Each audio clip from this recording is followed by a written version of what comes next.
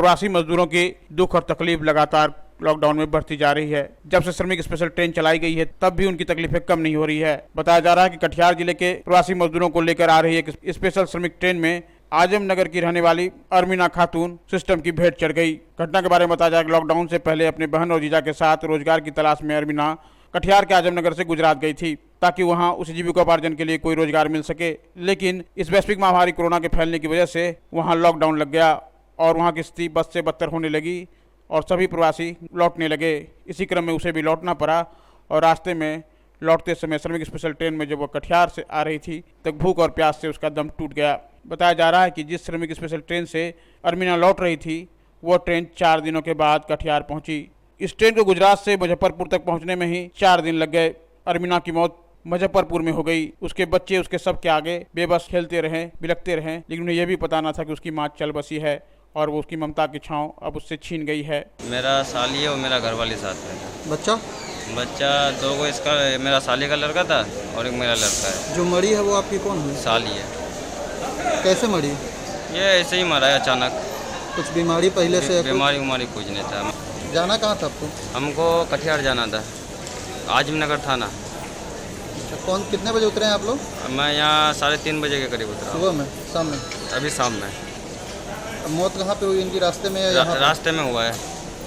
हालांकि सरकार ने के लिए मुआवजा देने का ऐलान तो किया है, लेकिन केवल मुआवजे से उसके परिवार का भरण पोषण हो पाएगा ये कहना कठिन है, क्योंकि उसके बच्चे अभी भी छोटे हैं। हालांकि स्थानीय नेताओं ने उनके परिवार से मिलकर शोक व्यक्त करते हुए उन्हें सांत्वना दी है और हर संभव सहायता की उम्मीद जताई है। बच्चा का भी है ना? बच्चा को भी दोनों हाथ लगवाइए।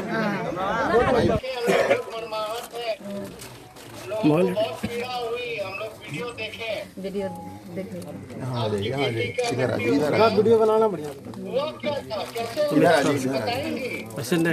क्या हुआ था ये तो पूछ रहे हैं नेताजी। क्या हुआ था? बच्चा खाने का वास्ते, पानी का वास्ते, फिर भूख से मर गया, प्यास से तरसते था, प्यास से पानी का चलते, गर्मी का चलते हमारा बेटी दम तोड़ दिया। यही हुआ। रास्ता में आया, 4 दिन का सफर है, बच्चा को खाना नहीं मिला, सरकार कोई मदद नहीं दिया। अहमदाबाद से आई थी। हाँ, अहमदाबाद से आए थे। हम लोगों को बहुत पीड़ा है। हाँ। तो हम लोग वीडियो देखे तो हमको हुआ कि आपके परिवार को 5 लाख रुपए हम लोग सहयोग कर रहे हैं, 5 लाख रुपए दे करके।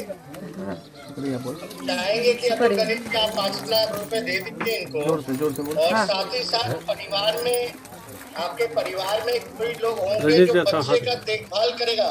देखभाल कोई करने वाला नहीं, करेंगे तो हमें करेंगे, नहीं तो कोई नहीं है, उसकी नाना नानी करेगी। आपको चाहिए तो आपको रोजगार, या आप जिसको कहिएगा उसको रोजगार कटिहार में प्राइवेट को ही रखवा देंगे, जो उसका नौकरी लग जाएगा। हाँ, तो को लगा सहयोग और बच्चे का पढ़ाई लिखाई का खर्चा हम लोग उठा लेंगे। गरीबों का बल राष्ट्रीय जनता दल। राष्ट्रीय जनता दल जन अधिकार से कोई समझौता नहीं करने वाली है। सरकार चाहे जहाँ रहे, लेकिन पार्टी लोगों के दरवाजे अंगना तक पहुँचने का काम कर रही है।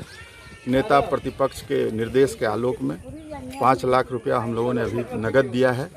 उसके दोनों बच्चों को शिक्षा दीक्षा, चाहे वो बच्चे जहाँ तक पढ़ना चाहें, पार्टी ने फैसला लिया है कि हम उसकी पढ़ाई लिखाई करेंगे और उस परिवार के किसी एक सदस्य को कटिहार में ही निजी तौर पर कहीं हम लोग रोजगार देने का काम करेंगे। शर्म ही नहीं है, ना भारत सरकार को, न राज्य सरकार को। शर्म हया नाम का कोई चीज़ है? जो ट्रेन को बिहार आना था उड़ीसा घूम रहा है। मैंने जो 3 दिन में पहुंचना था 9 दिन घुमा रहा है पूरे देश में। न एक बोतल पीने का पानी है बॉगी में, न खाने का इंतजाम है।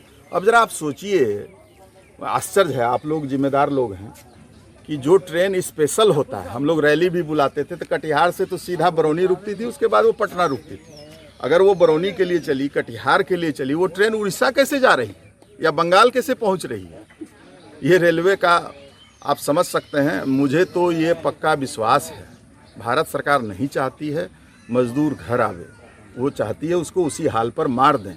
ये पता नहीं इनके दिमाग में है कि ये मजदूर अगर जाएंगे, जो आने वाले चुनाव हैं, इनके खिलाफ वोटिंग करेंगे। भयंकर आक्रोश है सरकार के खिलाफ, चाहे राज्य की सरकार हो या भारत की सरकार हो। लेकिन देखना यह है कि आने वाले समय में इसके परिवार को सरकार से कितना सहयोग मिल पाता है, क्योंकि अमीना के बच्चों के ऊपर से ममता का साया उठ चुका है। अमीना अब इस जहां में नहीं है। कोसी आलोक के लिए कटिहार से सहयोगी रॉकी सिंह के साथ किशोर कुमार की रिपोर्ट।